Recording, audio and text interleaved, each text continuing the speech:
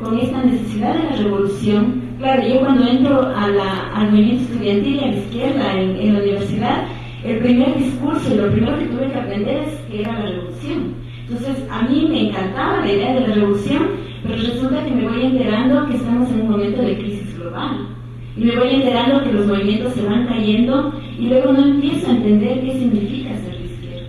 O sea, era muy duro, un momento muy complejo, en el que ser de izquierda era como, o sea, desentrañar lo que no era la revolución, encontrar un gran espacio vacío dejado por la izquierda mundial, por el movimiento sindical, el movimiento europeo, pero también por unas profundas derrotas de los movimientos de liberación nacional a nivel mundial, y no entender muy bien esta entrada de la socialdemocracia europea que empieza a manipular el discurso del socialismo como una crítica a todo lo anterior y como una especie de toma del poder en la cual había que consensuar con sectores de la derecha y ser socialista era ya cualquier cosa, ¿no?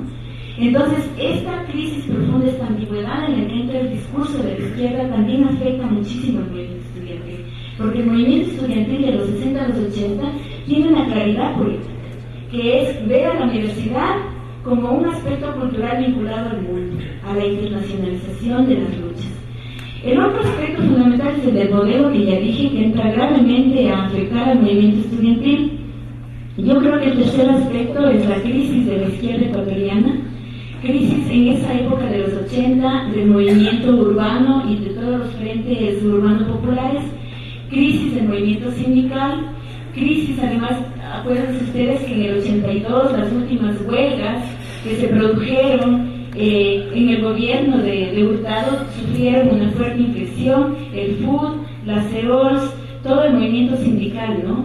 Termina en una crisis muy muy fuerte, y recordemos que el movimiento estudiantil estaba muy vinculado a este compromiso con la lucha externa, no solamente con la lucha interna. Ese también es otro elemento de inflexión. Me parece también que el otro elemento de inflexión, producto de todos estos elementos, es la separatidad que empieza a haber entre el pelear la demanda particular del movimiento estudiantil y esta idea de la demanda global, de la demanda nacional, de cómo insertar este nuevo pensamiento privatizador dentro de la vida del estudiante y al mismo tiempo cómo desanclarlo en la vida propia. Y entonces viene además todo un proceso de reformas solapadas, conflictivas, en la que materias, en la que profesiones que tenían, por ejemplo, el debate del materialismo histórico, etcétera, la economía, ¿no?, se vuelve muy funcional al tema técnico, y entonces los estudiantes empezamos a desconstituir una capacidad de pensamiento crítico, que yo creo que de los 60 a los 80 había como un acumulado histórico. El otro aspecto de la crisis política me parece que fue la incapacidad de los movimientos políticos internos de la universidad, además obviamente de pelear los espacios de cogobierno y sobrevivir frente a todo el proceso de declinar de procesos de izquierda a nivel del Ecuador, tuvieron y no pudieron reconstituir frentes que duraron y que pudieron hacer una resistencia a la disminución y a la afectación de la democratización dentro de las universidades.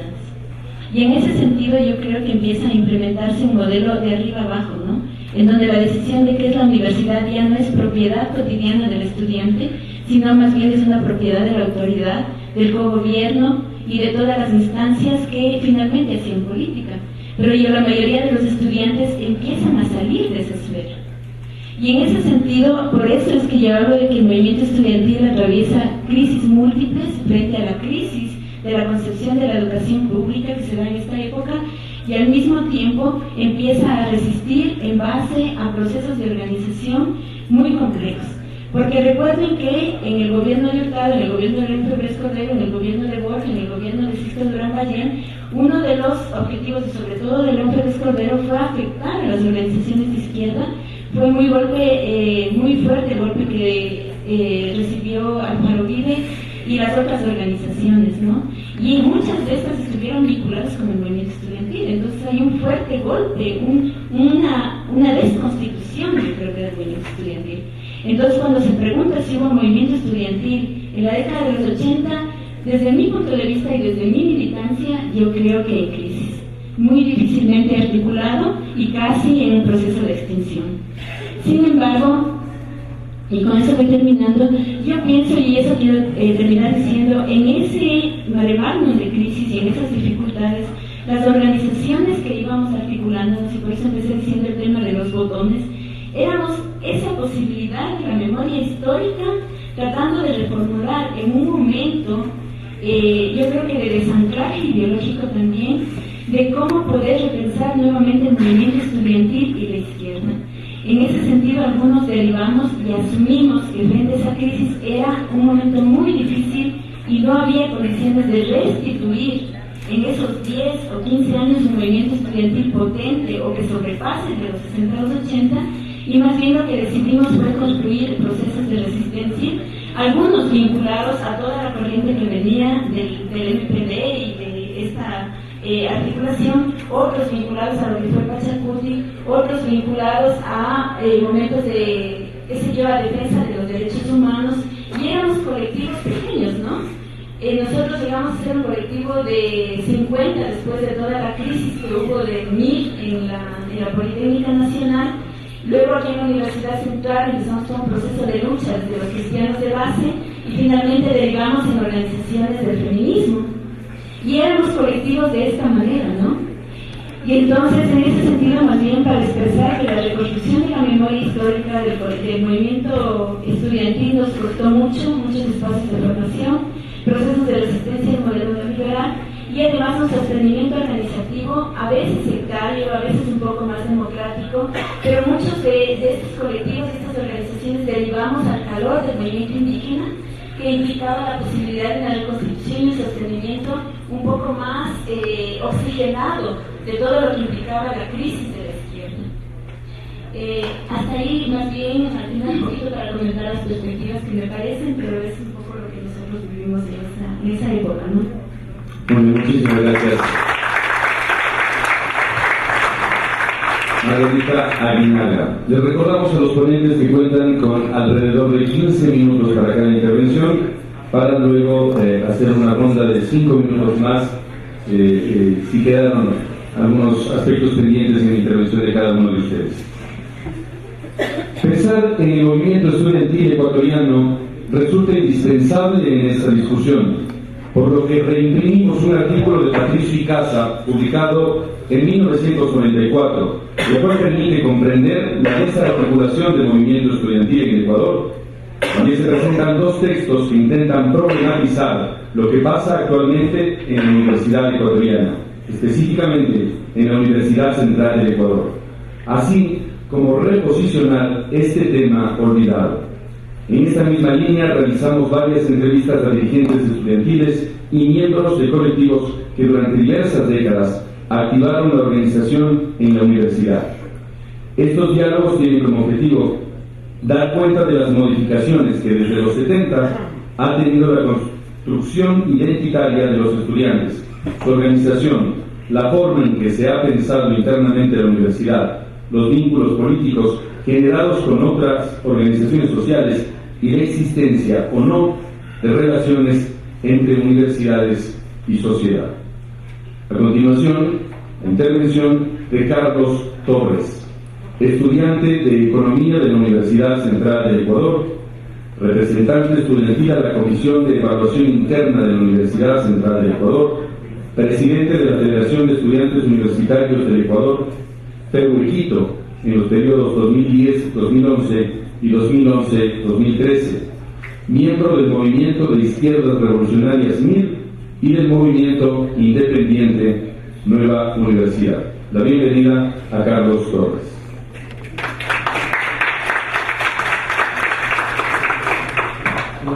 Muy buenas tardes y muchísimas gracias por la invitación. En realidad, lo primero que quiero hacer es felicitar estos espacios de debate, porque más allá de las posiciones políticas o de las ideologías defendidas, incluso a capa y espada, creo que es necesario este tipo de debates, ¿no? Aunque sea momentáneamente. Lo segundo, que creo que las condiciones para un debate son justamente el trascender de la guerra de barras, ¿no? Yo creería que si esto se convierte en una guerra de barras, poco o nada puede producir este espacio que veo que laboriosamente se lo trató de producir, ¿no? Básicamente quiero comenzar mi intervención, antes de referirme al tema universitario, sobre algunas algunos dilemas que veo que tenemos dentro de la izquierda, y lo digo porque justamente en compaginación con la exposición anterior es complicado definir qué es ser de izquierda y qué no es ser de izquierda.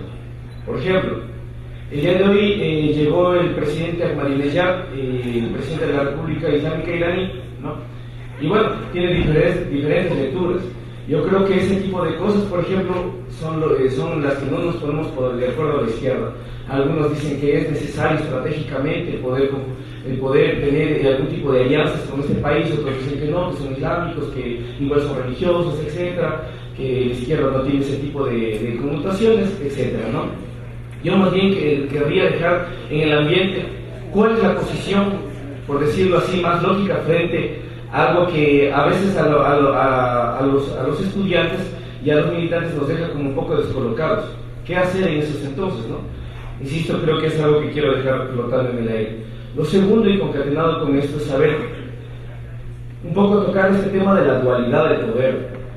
Y digo la dualidad del poder porque creo que es uno de los conflictos que casi nunca ha podido la izquierda resolver. Y creo que es justamente el posicionamiento frente al cual la izquierda ha tenido posiciones contrarias dentro de algunos procesos. Cítese, por ejemplo, Salvador Allende. Cítese, por ejemplo, el que sucede en este momento aquí en Latinoamérica, dígase Chávez, dígase Morales, dígase Correa, dígase Ortega, dígase Kirchner, etc. Y las visiones que tenemos, unos a favor y otros en contra, ¿ya? Y también cómo el ser o no ser de izquierda, ¿no? Porque a veces creo que uno de los problemas que tenemos en la izquierda es que cada uno somos más puritanos que el otro, ¿no?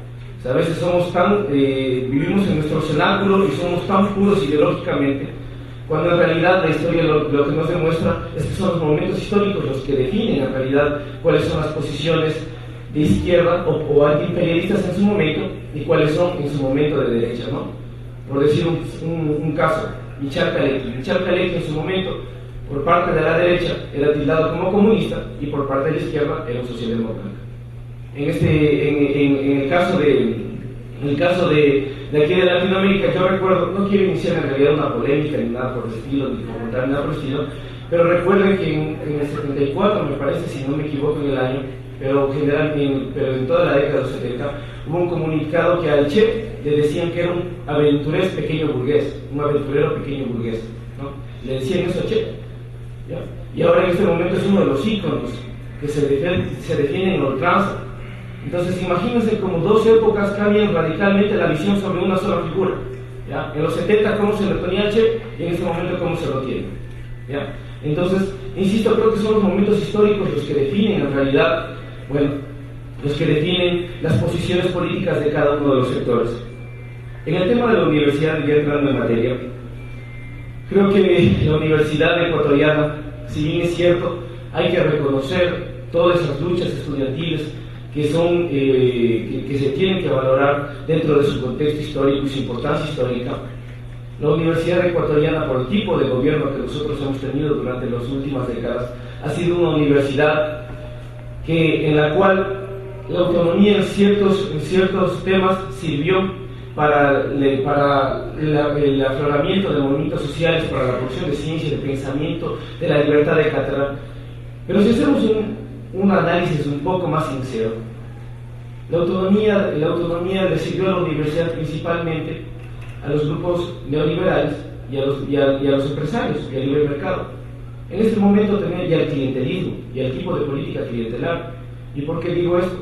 Solo vemos cuántas universidades privadas tenemos en el país con respecto a las universidades públicas, a pesar de que las universidades públicas tienen cerca de 400.000 estudiantes en sus carreras.